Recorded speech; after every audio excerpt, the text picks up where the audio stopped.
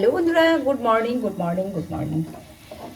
এখন বাজে সকাল মনে করি 9:30, সাড়ে নটা হবে। তো রুমকি এসে কাজ করে দিয়ে গেছে, আর এখন বানাতে আসলাম রুটি। এদিকে বসিয়েছি ডিম সিদ্ধ, অবশ্যই ছোঁয়া নাড়া না, আলাদা আলাদা করে করেছি। আর আমার বাচ্চাদের খেতে দিলাম, আমার বকুকে উঠিয়েছি, রুটিটা বানাবো। বানিয়ে আজকে রুটি, তরকারি আর ডিম সিদ্ধ এই হচ্ছে, আর ফল তো থাকেই সাথে। এটা হচ্ছে কান্তিবাবুর টিফিন। চলো ঝটপট করে রুটিটা বানিয়ে দিই। আমার কান্তিবাবু আসার কোনো ঠিক নেই, আর অন্য হাজবেন্ডদের মতো না যে এসে 10 মিনিট বসলো। আসতে হবে, এসে খাবার হাতের গোড়ায় রেডি করে রাখতে হবে, আসার সাথে সাথে ওকে দিয়ে দিতে হবে। 2 মিনিট দাঁড়াবে না, যে না 2 মিনিট দাঁড়াও, কোনো সময়ই না। এই যে যদি আগে যেমন রাত্রিবেলায় আসতো, ওর জন্য আমি ওয়েট করতাম, যে 10:30 11টায় আসতো, আমার ছেলে ওয়েট করতো, আমি ওয়েট করতাম। কিন্তু যে আমরা মা বেটা ওয়েট করছি, যে বাবু বলতো না মা বাবা আসুক একসাথে খাবো। একটা হয় না যে সব সময় উনি আলাদা খেয়ে নেন। এবার কালকে আটা মেখে রেখেছিলাম ফ্রিজে, তো একটা হয় না যে বাবা আসবে সকলে মিলে একসাথে খাবো, না সেটা হবে না। উনি এসে ওনাকে আগে খাবার দিয়ে দিতে হবে, তারপরে তোরা খা না খা আর দেখবে না। এসে সাথে সাথে ফোন, মানে সকালবেলায় নিন্দা করছি কেন, হ্যাঁ করতে বসলাম, মানে মাঝে মাঝে উনি এমন করেন, মানে 2 মিনিট দাঁড়াবেন না, আমার জন্যও না আমার ছেলের জন্যও না। হ্যাঁ, তবে আমরা মা ছেলে একসাথে খাই, ঠিক আছে। যে যেরকমভাবে থাকতে ভালোবাসে তাকে সেরকমভাবে ছেড়ে দেওয়াই ভালো। হ্যাঁ, তো আমরা যে একসাথে খাওয়াটা আমাদের খুব কম হয়। দুপুরবেলাতে উনি ওনার মতো খেয়ে নেন, শুধু আমি কেন, পাশাপাশি অনেকেরই দেখছি সেটাই হয়। তো যাই হোক, উনি ওনার মতো খেয়ে নেন, আমি আমার ছেলে একসাথে খাই। এই আমার মা আসলে, যেমন মা বলে চল তুইও একসাথে খেয়ে নে, মা আবার খেতে চায় না, মা বলে মা তুমি খেয়ে নাও, না চল তুইও একসাথে খেয়ে নে, এরকম একটা ব্যাপার। কিন্তু উনি ওনার টাইম মতো হলে উনি খেয়ে ফোন, 2 মিনিট আমাদের সাথে বসে যে ওনার গল্প করা সময় নেই। এটা হচ্ছে না আমার কান্তিবাবু। আমার ছেলে বলবে মা বাবাকে দিয়ে দাও, আমি আর তুমি একসাথে খাবো, ছেলে আর আমি দুজনে একসাথে খাই, এটা হচ্ছে কথা। যাই হোক, যে যেরকমভাবে খেতে ভালোবাসে তাকে সেরকমভাবে দেওয়াই ভালো। হ্যাঁ, তো আমি এই যে এখন রুটি বানাবো, রুটি বানিয়ে 2 সেকেন্ড উনি দাঁড়াবেন না, এসে সাথে সাথে খেতে দেবো, খেয়ে এবার বেরিয়ে যাবে। অনেকের বাড়িতে কি হয় যে না আসলো, একটু আষাঢ়ি গল্প, সময় নেই, ওসব গল্প করার সময় নেই, এটা হচ্ছে কথা।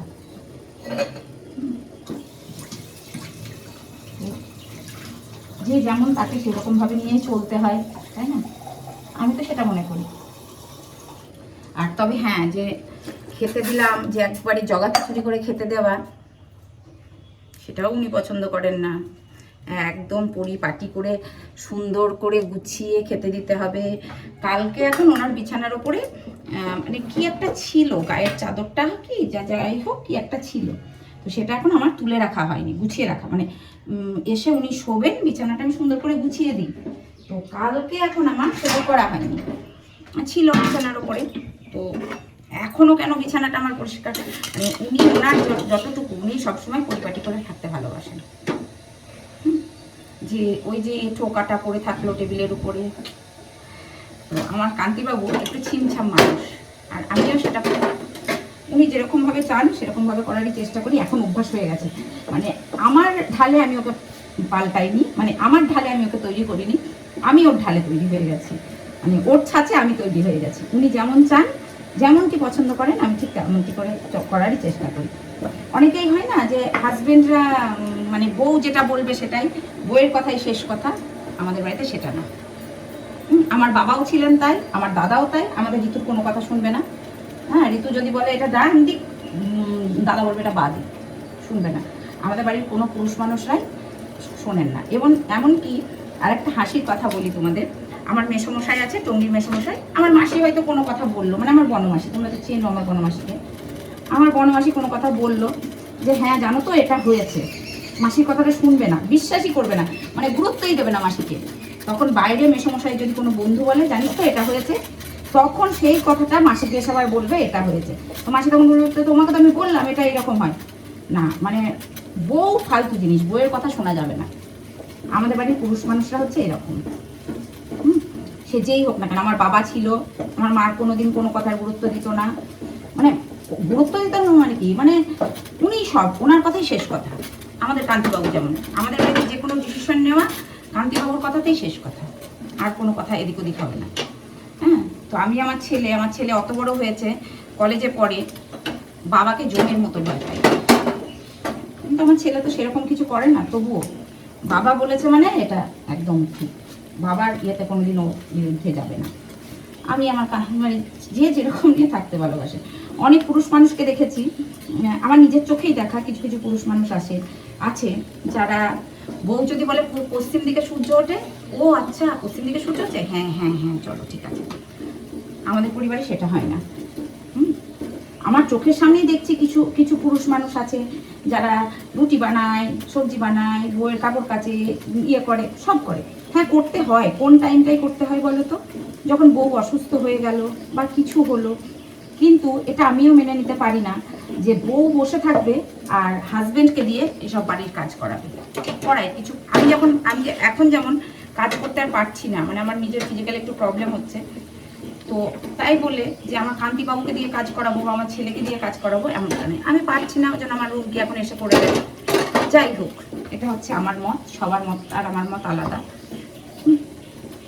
তো আমাদের বাড়ির পুরুষ মানুষদের কথাই শেষ কথা, তার বিরুদ্ধে কোনো কথা বলা যাবে না। আর আমার কান্তিবাবু তো বাড়িতে ঢুকবে কিনা সবাই সাইলেন্ট, কোনো কথা নেই মুখে। উনি যদি আগে থেকে এসে কথা বলেন আমাকে, আমার সোনাকে, তবেই আমরা কথা বলি। কোথায় কোন মেজাজে কোন মুডে থাকবে একদম এসে ধুয়ে দিল। মানে বাইরের বিজনেসের রাগ, বউ ছেলে আছে কিছু, এদিক থেকেও ছেলে তো এখন ছেলেকে পাই না, এখন আমাকে পাই, বউকে কিছু হলেই বউয়ের উদ্ধার করে দেবে। হয়তো আমি কিছুই করলাম না, হয়তো খাবার দিলাম বা কিছু দিলাম, কিছু একটা জিজ্ঞাসা করলাম, আর তখন সেই রাগটা আমার মানুষ। আমার কান্তিবাবু একটু রাগী, ইদানিং আরো বেশি খিটখিটে হয়েছে জানো তো, আগে এরকম ছিল না। তো যেমন তেমন নিয়েই চলতে হয়। তবে হ্যাঁ, কান্তিবাবু কিন্তু বাইরে প্রশংসা করে যে আমার বউ ভালো কাজ করে, আমার বউ কিছু চায় না, এগুলো আমার সামনে বলে না, বাইরে বলে। আর সামনে বললে আমার একটু ভাব বেড়ে যাবে, ওর জন্য মানে আমি একটু নিজেকে সেলিব্রিটি মনে করবো, কিন্তু বাইরে বলে। তার আবার আমাকে বলে, ওর বন্ধুরা আমাকে বলে যে তোমার পীযুষদা এই কথা বললো, হ্যান বললো, পীযুষ এই কথা বলছিল। সেদিন যেমন পাবনদা বলছিল যে পীযুষ এই বলে ওই বলে, ভালো লাগলো শুনতে। তো এই হচ্ছে কথা। রুটিগুলো বানিয়ে নিই, বানিয়ে কি তরকারি গরম করবো, আর ডিম সিদ্ধ বসিয়েছি, কলটা বানাবো, বানিয়ে আজকে জামা কাপড় কাচবো, বেড কভার কাচবো, লেপের কভারটা কাচবো, লেপগুলো তুলে দেবো, কারণ কালকে ফ্যান চালাতে হয়েছে। ঝটপট করে বানিয়ে দিই রুটিগুলো।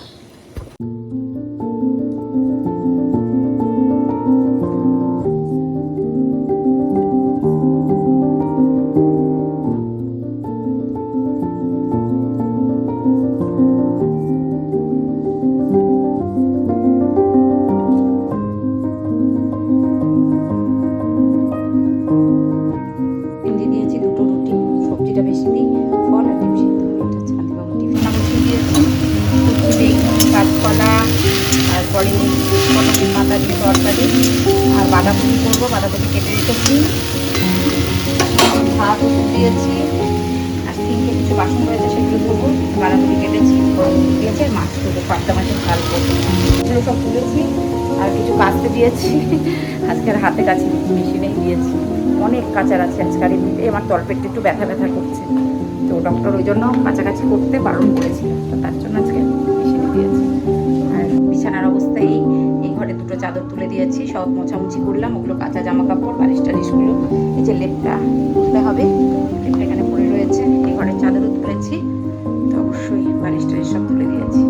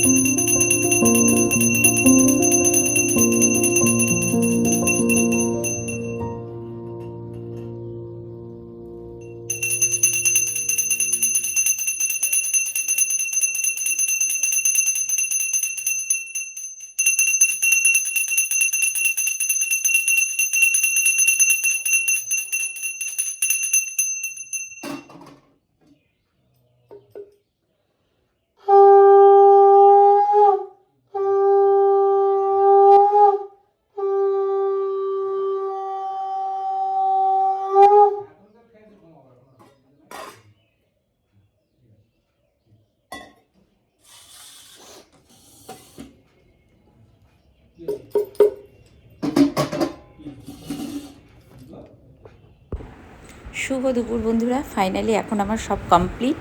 সকাল থেকে প্রচুর কাজ ছিল, পুজোও করে নিলাম। পুজোটা করতে অনেকটা দেরি হলো, গোপুর স্নান ছিল, তো আজকে ভোগ দর্শন করিয়ে দিই। ভোগে দিয়েছি কলা আর বাতাসা। চলো দেখতে থাকো ভিডিওটা। এটা পটলের লতা, বেগুন সব কিছু দিয়ে, বেগুন বড়ি কাঁচকলা দিয়ে পটলের লতা ভাত নিয়েছি। আর এখানে নিয়েছি বাঁধাকপির তরকারি, হ্যাঁ। আর এখানে নিয়েছি পাবদা মাছের সর্ষে পোস্ত, টমেটো দিয়ে পেঁয়াজ দিয়ে করেছি। এই হচ্ছে আজকে দুপুরের মেনু। খেয়ে নিয়ে খুব খিদে পেয়ে গেছে। বন্ধুরা শুভ সন্ধ্যা। তো আমার তো সন্ধ্যা টন্ধ্যা দেখানো যা কিছু কাজকাম সমস্ত কমপ্লিট করে ফেলেছি। এখন কান্তিবাবু খেয়ে 9:30 মতো বাজে, কান্তিবাবু খেয়ে বেরিয়ে গেছে ক্লাবের উদ্দেশ্যে। আর দুপুরে সমস্ত কিছু সেরে সুরে ভাত টাত খেয়ে একদম শটান ঘুমিয়ে পড়েছিলাম, আর উঠিনি। এখন উঠে সন্ধ্যা দিয়ে রুটি করে কান্তিবাবুকে খাইয়ে দাইয়ে ক্লাবে পাঠিয়ে দিয়েছি। আমার সোনা বাবা দুটোও খেয়েছে, একজন আছে বাইরে, একজন আছে ঘরে। দুজনে যদি একসাথে থাকে তুমুল মারমারি। বুচু এসে পুচুকে একটু আদর করলো, দেখবে কোথায় শুয়েছে, ওই দেখো। বুচু এসে একটু আদর করে দিল, কিন্তু যেটা হচ্ছে পছন্দ হয়নি আদরটা, ওকে বাইরে বের করে দিয়েছে। যেহেতু ওর ঘর, ওর বাড়ি, ওর সব, আমার পুচুর, তো দুইজনে ভীষণ ভাব, আর আবার মারামারিও করবে। চলো চাটা খাই। রুটি করা হয়ে গেছে, সমস্ত কিছু কমপ্লিট। আর আমি বেশ ঘুমিয়েছি দুপুরে। এইভাবে চলছে। আজকে অনেক কাছাকাছি, মানে প্রচুর কাজ ছিল, সেরেছি। তবে হ্যাঁ, একটা কথা জানো তো, কাজ করলে মন ভালো থাকে, কিন্তু বেশি যেদিন কাজের চাপ থাকে না, সেদিন আমার মনে হয় যেন না, এটা করি ওটা করি, এটা করি ওটা করি, কোথা দিয়ে সময় বেরিয়ে যায় বুঝতেই পারি না। চলো রাত্রে খাবো ভাত। আমি আজকে একটু ভাত খাবো, কান্তিবাবু রুটি। চলো চাটা খাই আগে। ধরো অনেকটা সময় পরে আসলাম, তো সমস্ত কিছু কমপ্লিট, খাওয়াও হয়ে গেছে আমার। খাওয়া, ব্রাশ করা, যা কিছু কাজ সব কমপ্লিট হয়ে গেছে। এবার শুয়ে পড়বো। এই যে ব্ল্যাঙ্কেট মেলিয়ে নিয়েছি, দেখো। আর কান্তিবাবুকে ওই ঘরে ও বললো আমার ব্ল্যাঙ্কেট লাগবে না, আমার একটা চাদর হলেই হবে। আর আমার সোনা বাবা আসবে, আমার সোনা বাবার জন্য ব্ল্যাঙ্কেট লাগবে। আমার সোনা বাবা ফ্যানও চালাতে হবে, আবার ব্ল্যাঙ্কেটও লাগবে। সোনা বাবার মায়েরও তাই, সোনা বাবারও তাই। তো চলো আজকের মতো আসি। সকলে ভালো থেকো, সুস্থ থেকো, ভালোবাসায় থেকো। দেখা হচ্ছে নেক্সট ভিডিওতে। Tata, love you all. আর হ্যাঁ, বারবার যেটা বলি, জল আর ফল মাস্ট, কিন্তু বেশি করে ফল, বেশি করে জল। Tata, good night.